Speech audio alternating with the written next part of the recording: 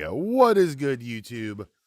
It's Thursday. You know what that means. It is time for another Wrestling with Fans podcast live stream. What is up, Downfall Wrestling? Welcome to the live stream, my friend. I just want to start off the show and just say it has been an extremely long week already, and it's only Thursday. It is only Thursday. But on a good note, some of my stuff for Amazon Prime Days arrived today, and some of it's sitting over on the other side of the room, so I can't grab it, but I picked up some cool stuff, one of which, got the auto frame on tonight, trying something a little different. One of the cool things I did pick up is this bad boy right here, a little boom mic that'll kind of like mount up on a thing for your phone, so I can start shooting cool videos, not only for this channel but for KC Toys as well. Super excited to have that come in. Also, another cool part that came in today, a selfie stick / tripod for so I can start going back to my 2-camera setup. I missed the 2-camera setup, and actually this setup's probably going to change in the next couple weeks. And also a green screen. I ordered a green screen. My other green screen, which I think you guys will enjoy, will be here tomorrow, which is going to bring some cool stuff here to the channel and to KC Toys as well. Also ordered a couple pop figures. I didn't go too crazy on Amazon Prime Days this year, but I did pick up some cool stuff, mostly here for the YouTube channels and podcasts, so forth like that. All right, so let's do this real quick before we get started. We live stream every single Monday and Thursday right here on the Wrestling with Fans YouTube channel. Now, next week,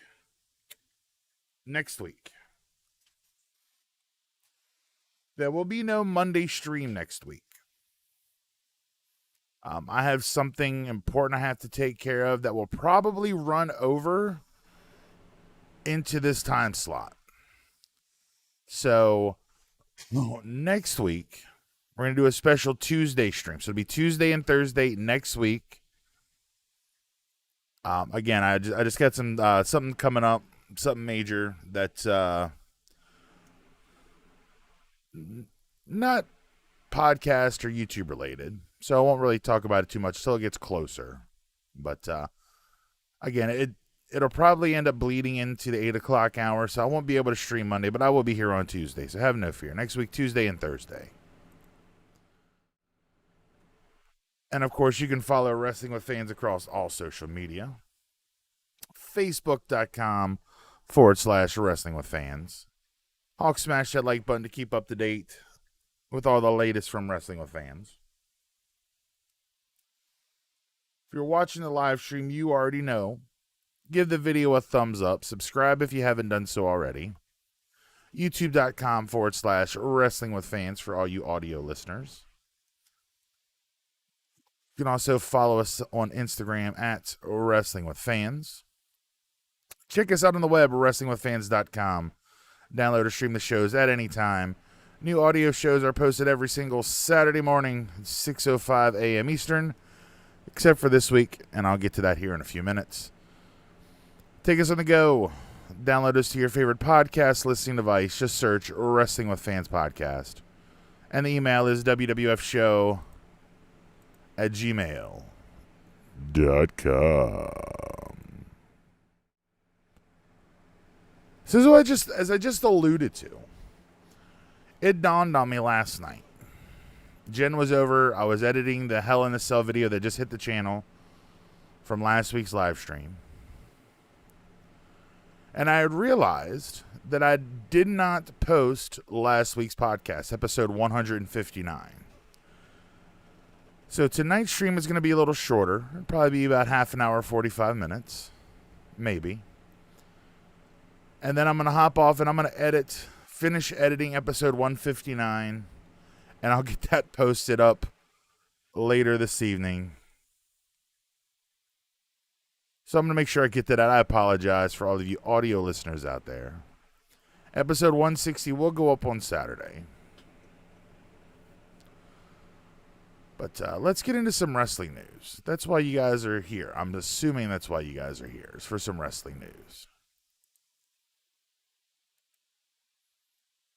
Couple quick news stories to touch on, and some rumors, before we get into the main topic.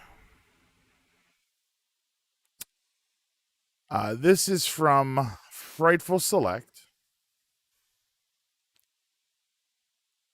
While the Beast Incarnate may indeed re-sign with WWE at some point, Frightful Select reported that workers within WWE, quote, have not been prepped to ready any promotional materials for Lesnar's return.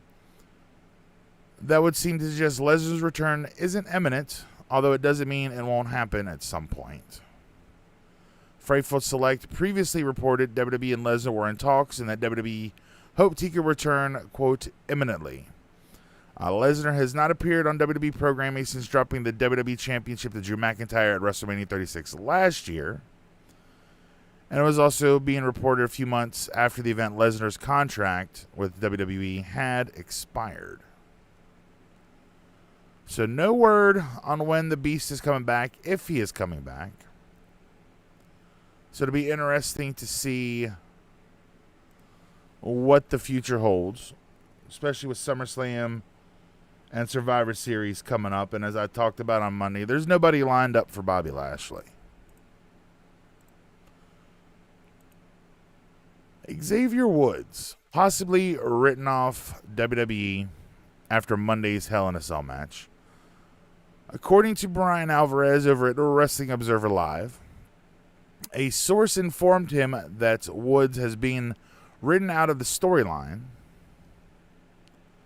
It is unclear why Woods would be written off television, but as a host for the relaunching G4 Gaming Network, it could have something to do with some of his outside ventures. Woods and fellow WWE superstars Ember Moon, Mace, and Tyler Breeze are taking part in Dungeons & Dragons event D&D Live on July 16th and 17th. So he's got stuff off, got some time, some things coming up in the future that might keep him off TV otherwise. Kevin Owens is also taking some time off. After losing to Sami Zayn at Hell in a Cell, Kevin Owens took to Twitter, said, "I fought like hell, now I need a little break. I'll be back soon. Thank you guys." Uncle Dave over at Wrestling Observer saying that Owens' hiatus will be storyline related. So it looks as if KO is going to be taking a little time off to get some R&R, maybe recover from some lingering, nagging stuff. All right. And a follow-up. The Brock Lesnar story came a little while ago, but here is a follow-up. Sean Ross Sapp over at Frightful Select is saying those closest to the Beast Incarnate don't believe any real contract or movement has been made in that direction. As per the report, says here, in speaking with people in different departments of WWE, many have expected a Lesnar return, but have not been prepped to ready promotional material. Just kind of similar stuff here. The WWE draft is coming up. And the big rumor that people are talking about, this is coming from WrestleVotes, is saying that Big E is more likely to be pushed over to Monday Night Raw. He'll get drafted over to Monday Night Raw with his New Day mates, Xavier Woods and Kofi Kingston. However, they're going to be keeping Big E separated from his New Day guys, and he'll continue to be pushed as a singles guy. And I just said, Xavier Woods might be written off for a while. Kofi's kind of embroiled in this whole will he or won't he with the Hurt business. So bringing Big E over would be a breath of fresh air for the main event scene on Monday Night Raw. I would really like to see, Big E and Bobby Lashley, big men slapping meat. You know how we like to talk about the big, sweaty men slapping meat. And the other big story I want to talk about here before we get into the main topic, John Cena recently made an appearance on The Tonight Show with Jimmy Fallon last night on Wednesday. Says here, quote, I'll definitely be back to the WWE. I just don't know when, unquote. Of course, we've talked about it here on the show. Lots of rumor and innuendo that the man whom you can't see is going to be making his return to the WWE in the very near future. Obviously, Cena can't come out and tell Jimmy Fallon, oh yeah, by the way, I'll be back on such and such date. It's going to work towards a program with Superstar X. He's not going to come out and say that. But Cena himself is now saying that he is coming back. My guess is still going to be the July 16th SmackDown, the very first show in front of live fans on their 25-city tour. It is the go-home SmackDown before Money in the Bank on July 18th. It would be a perfect opportunity to have some returning superstars like a John Cena and possibly even the man Becky Lynch. But we don't know when Becky will be back. But it seems that her and John Cena will be making their return to the company here in the very, very near future. And I just got to state for the record, they have been sorely missed, especially Becky. The women's division just has not been the same without Becky Lynch. Having a guy like John Cena back on WWE television would definitely bolster whichever main event scene that he would be involved in. What is up, Power Gaming? Welcome to the live stream, my friend. See, I'm really hoping we get, Big E moving to Raw would be cool. Having Becky back, whether that's Raw or SmackDown, is needed. Cena will be back. Wrestling has been pretty bleak with WWE in the last couple months. Last couple years, if you really want to go that far back, but it's really fallen off, say in the pandemic era. So having the likes of a Becky Lynch, a John Cena, and hopefully a Brock Lesnar returning soon. You got a draft coming up right after SummerSlam at the end of August, beginning of September. I want to say, let me pull up my calendar again. I believe it is the it's August 30th, September 3rd. So that week is when the draft is going to take place. Power Gaming, I am doing, it's been a long week. I am exhausted, and it's only Thursday. Got another busy day tomorrow. However, Saturday, Chris and his significant other, Mallory, his fiancée Mallory, myself and Jen, we're going to do a little couples thing. We're going to go on our first official KC Toy Show toy hunt this weekend, and possibly hitting up good old Jimmy's Famous to get some dinner. But we're going to do a little toy hunt. We're going to record it for KC Toys. A lot of cool stuff. Says, I hope Brock returns to WWE. I do too. I miss Brock. I think he would be somebody that could definitely inject some much needed star power. So if I'm being perfect, in the next 3 weeks, on this show are going to be interesting because I will probably not be watching anything outside of NXT. And by the way, if y'all didn't check out NXT last night, or Tuesday night, such a cool show. And we finally got the debut, the oft-teased Diamond Mine, who a lot of people thought was leading to Tessa Blanchard showing up in WWE. Turns out is a new stable with Malcolm Bivens and Roddy Strong. Really excited for that. Power Gaming asks, you think Paul is going to backstab Roman and go with Brock? That is the $1 million question, Power Gaming. And to be perfectly honest, I could see them doing it both ways. I honestly think they could tell a great story keeping Paul with Roman and making Brock the babyface, which If I'm being honest, that is the route I would go. I would not turn Roman babyface yet. He needs to stay the tribal chief, the head of the table, for at least a good 2 years. He needs to really solidify his heel work. He needs to go through every single babyface that they put in front of him. Some multiple times if need be.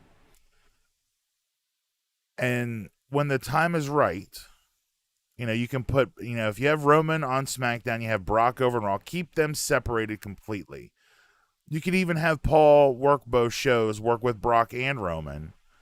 And then, maybe in the 2022 draft, you draft Roman to Raw with Brock, or you draft Brock from Raw to SmackDown, whichever way you go. You draft them to the same show, and that's when you can kick off the story with Paul and Brock and Roman in this little love triangle, so to speak. And I think you can tell a great story. I don't think if they pull the trigger and do, Roman versus Brock, that's if they're even able to get Brock. So we're just going under the assumption that Brock Lesnar will be returning to WWE sometime soon. All signs are pointing to John Cena versus Roman at SummerSlam this year, which is great. I'm good with that. But then what do you do for Survivor Series? What do you do for Royal Rumble? And what do you do for WrestleMania next year? Brock Lesnar would be perfect for any of those spots. But I think if you keep Paul with Roman for now, which again, I think Roman needs to stay heel for a while. And with having Paul Heyman really helps that.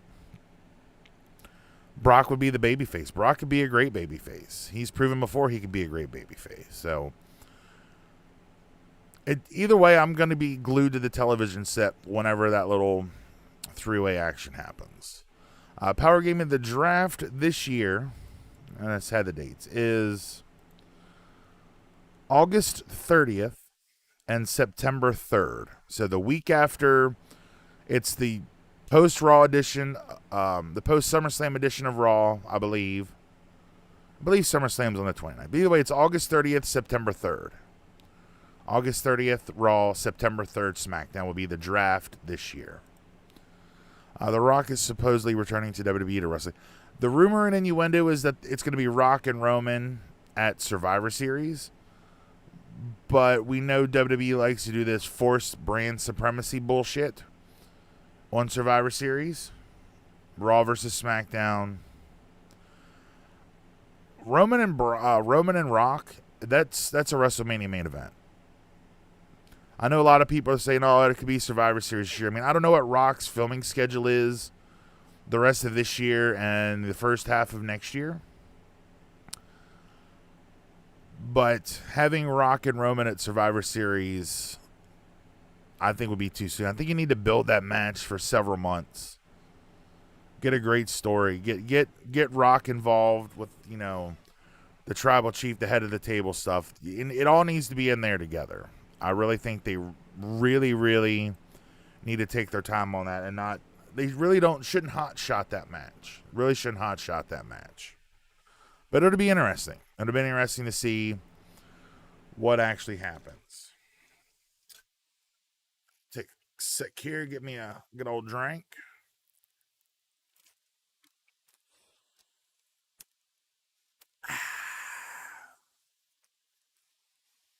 It's the Wrestling with Fans podcast. Oh, yeah.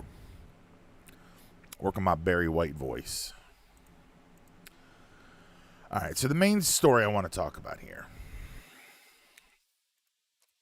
The main story I want to talk about from the Asian Not Asian podcast. Recently hired WWE writer Kenise Mobley, who is a stand-up comedian, revealed what she needed to know to be a part of Raw's creative team. And I have the full quote here. I'm going to go ahead and read it. It says here, quote, "Yes, I've just been hired by WWE. Given the things that you know about me and my entire life and what I'm into, yes, that's surprising. Yes, also a surprise for me. They did not require me to know anything about wrestling, but I do have a background in film production and comedy writing, and they're like, perfect, come on in. So I'm on the Monday Night Raw team. So there's Monday Night Raw and Friday Night SmackDown, and the people I know that are on it are Bobby. His name is either Bobby Ashley or Bobby Lashley, and I really should know that. He's like this giant black guy, and he and the people who are part of his crew, I know that they call, or at least as of last year, they called themselves the Hurt Business. The Hurt Business. They wear suits, and they're like, we're cool, unquote. So, I don't know why my camera's working here. So,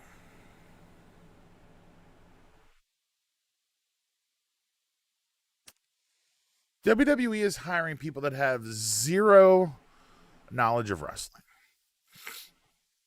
Now, in today's day and age, the way the wrestling business is written, I can somewhat understand not having a hardcore wrestling fan on the writing staff.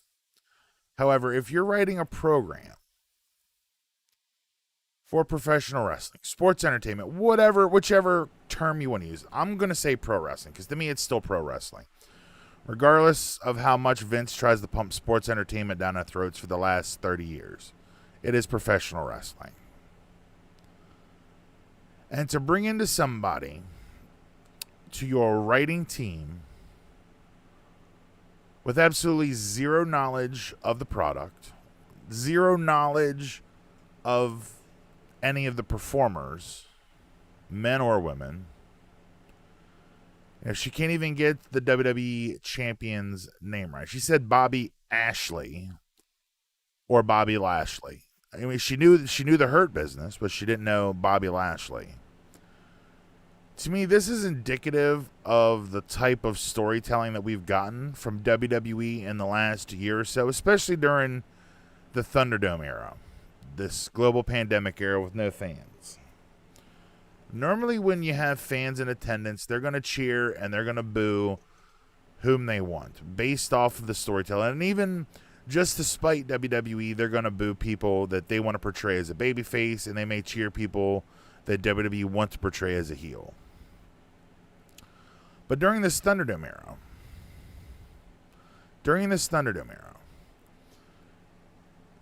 the fans are coached on what to do on the screens. I was a part of the Thunderdome last year.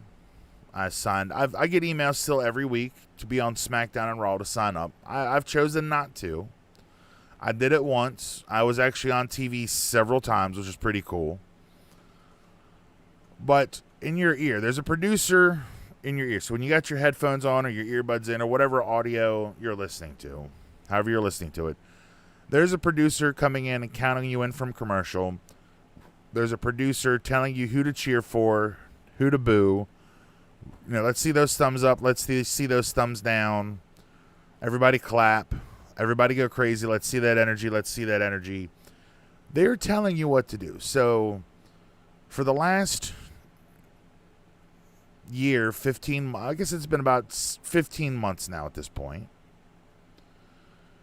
the WWE has been in complete control of the crowd reactions. Now, of course, there are exceptions. There's always some thumbs down when everybody else is thumbs up and vice versa, because that's just going to happen. People aren't going to do everything that they're told. But once fans are back in the building, the fans are going to dictate who they want to see pushed and who they have no interest in seeing get pushed. And my biggest fear is that if this is indicative of the writing team that WWE has, people with very little, and in this case, absolutely zero knowledge of professional wrestling, they are going to be in for a world of hurt next month when fans are in the building. They are going to be in for a world of hurt because these fans are going to tear apart, like legit fans, like actual people in the arenas are going to tear some of this apart. And I can't wait, because my hope is that by doing so, WWE will be forced to do something they haven't wanted to do for a long time, and that's change. I've talked about it here on the show several times, going back to, it was like December 2018, December 2019, when you had Vince, Shane, Steph, and Triple H in the ring, and they're saying, oh, well, you guys are the authority figure now. You guys are in control. And, of course, that hasn't happened since then. However, I think when the fans return to the buildings next month, they're going to have to make some serious creative changes. Raw this week was actually not horrible. It is probably, I mean, I didn't watch it live. I watched it throughout the day on Tuesday, and I didn't hate it. In fact, I kind of liked several matches. I kind of liked several of the angles that they were going with. I'm still kind of confused about what's up with Nikki Cross, but we'll save that discussion for another time. But I think once fans are back in the building, things are going to have to change. To quote the late great Owen Hart, enough is enough, and it's time for a change. So I don't know what the future's going to hold next month when fans come back, but having our writing staff with little to no knowledge of the inner workings of professional wrestling storyline. You can have comedy writers, you can have dramatic writers, you can have all the Hollywood and whatever writers you want, but unless they understand the mindset of a professional wrestling fan, things might suffer for a while. There might be some growing pains, but we'll see what happens. Power Gaming asks, what would happen if WWE, if they had no writers? Well, actually, I can answer that for you because that's happened before. That has happened before. There was a time when WWE was literally booked sitting around Vince McMahon's dining room table. And at that table, it was Vince McMahon, it was Pat Patterson, and it was Bruce Pritchard. There weren't writers. The wrestlers were not scripted. And, when they would cut promos backstage, they were given bullet points. If you've ever seen some of the behind-the-scenes videos from those 80s and 90s era, they're just being directed. So, this is the points we want to get across. This is what you're working towards. You got 60 seconds. Cut a promo. And the guys and the girls would go out there and for the most part, they would kill it. And sometimes it'd be kind of interesting to see any promo cut by the Ultimate Warrior throughout his entire career. And even, later on during the Attitude Era, the height of the Attitude Era, it was still Vince. It was Vince McMahon, Vince Russo, Ed Ferrara, Bruce Pritchard. They weren't scripting. They weren't writing full-blown TV scripts. It was apparently what is going on now with all of the dialogue mapped out ahead of time. They're basically writing a TV show, like a scripted TV show. It's from the things that I've been hearing from podcasts and reading from interviews. It's being scripted like it's a movie. It's being scripted like it's a serialized TV show with a writing team for each show. But there was a point in time where it was just Vince, Bruce Pritchard, and Pat Patterson sitting around Vince's dining room table booking the territory. And Jim Ross would have been in charge of live events. So Jim Ross would book the matches for the live events. So if they knew it, if SummerSlam's coming up, they know what this match is. They'll test the waters and have, opponents wrestle on the house show circuit to get a feel for how things go, to get them familiar with each other. But the guys and girls were given bullet points. This is what you're going towards. This is the message we want you to convey. Say it in your own words. And then they go out there and say, you got 60 seconds. Cut a promo. Or nowadays, everything is scripted. Word for word, everything is scripted. And I'm not a fan of it. WrestleMania this year, with the rain delay, all of those promos cut at the top of WrestleMania were unscripted. And for the most part, they were all very good.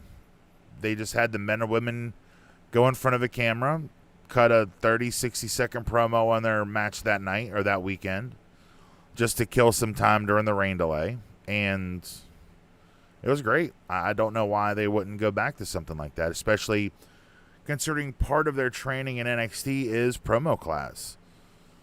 Now, Dusty Rhodes famously taught promo class for a lot of the current main roster superstars. He would he'd have promo class. I don't remember if it was every day or like 3 times a week when they were in NXT. You hear a lot of, like your Sasha Banks, your Baileys, your Seth Rollins. You hear a lot of them talk about promo class with Dusty. So these, men and women are taught how to cut proper professional wrestling promos. And a lot of them were taught by arguably one of the best person to ever hold the stick. So I'm hoping at some point they can kind of cut back on that stuff. But again, I said we're going to do a short stream tonight. I'm going to go and end it here. For those who maybe have tuned in a little late, I realized late last night that I did not post episode 159, last week's episode.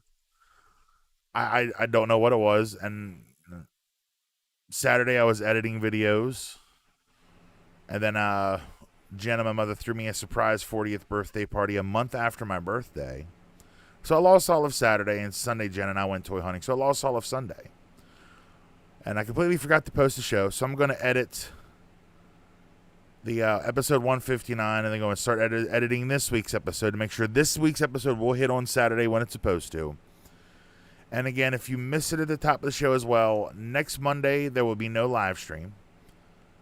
I have some stuff to handle that Monday evening that will probably bleed over into the 8 o'clock hour.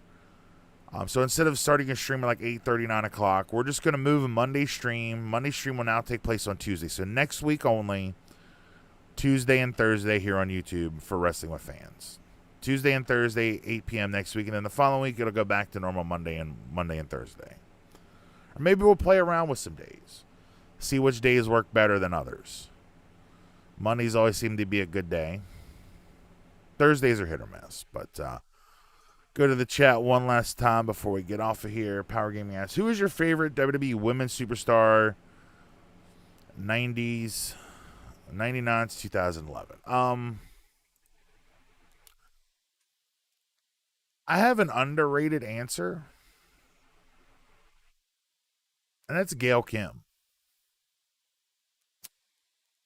Trish and Lita were the top of the women's card. I loved Molly Holly. I loved Ivory. But a little after that, to me, one of the best women's wrestlers that WWE ever had, way ahead of her time. If she was in her prime right now, she would be a megastar, and that's Gail Kim.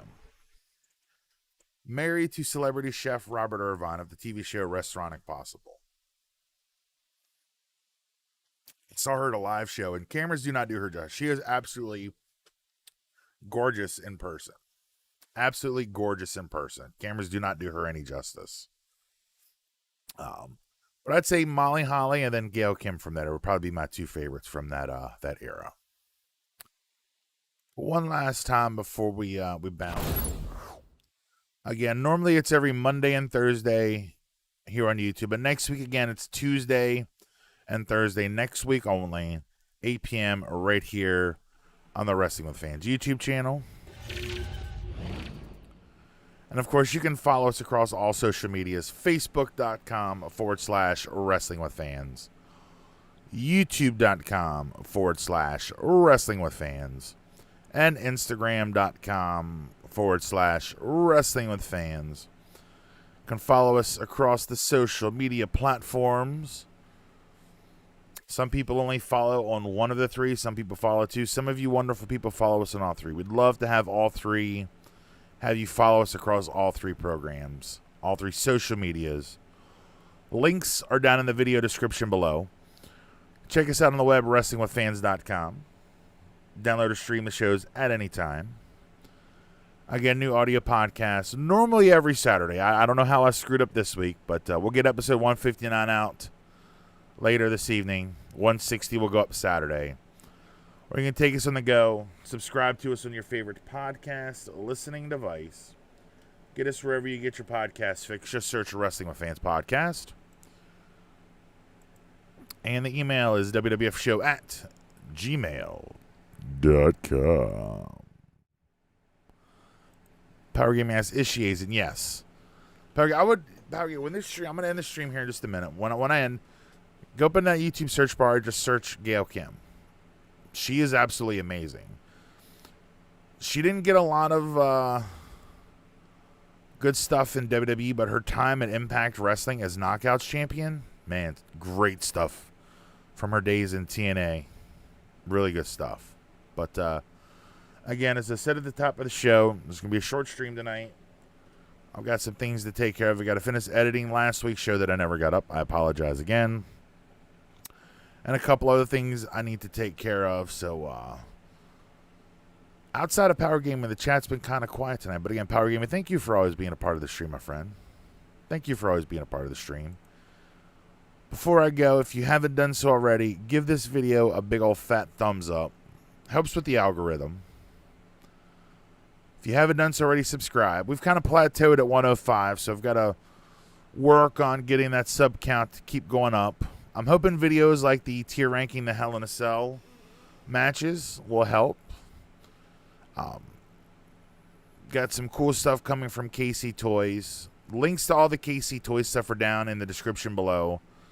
Got the YouTube channel. Subscribe if you haven't done so already. You can follow KC Toys on Instagram. And there's a Facebook page. There's a Facebook page for KC Toys. Links to that and all the Wrestling with Fans stuff are down in the video description below. So make sure you check that out as well. I've been editing videos like crazy, just trying to get a backlog of videos so we can just start a regular posting schedule. Lots of unboxings. I've still got stuff over here to unbox. You can kind of see over my shoulder. I talked about it on Monday's stream. Chris and I are doing our first dual toy hunt this weekend. It's going to be a lot of fun. I hope you guys are on board to join us over on KC Toys. But that's going to do it for this short edition of Wrestling with Fans podcast. I will see you guys on Tuesday. Remember, no stream Monday. We'll see you guys on Tuesday. Thank you all for watching. Once again, my name is Kyle. We'll see you next time right here on Wrestling with Fans.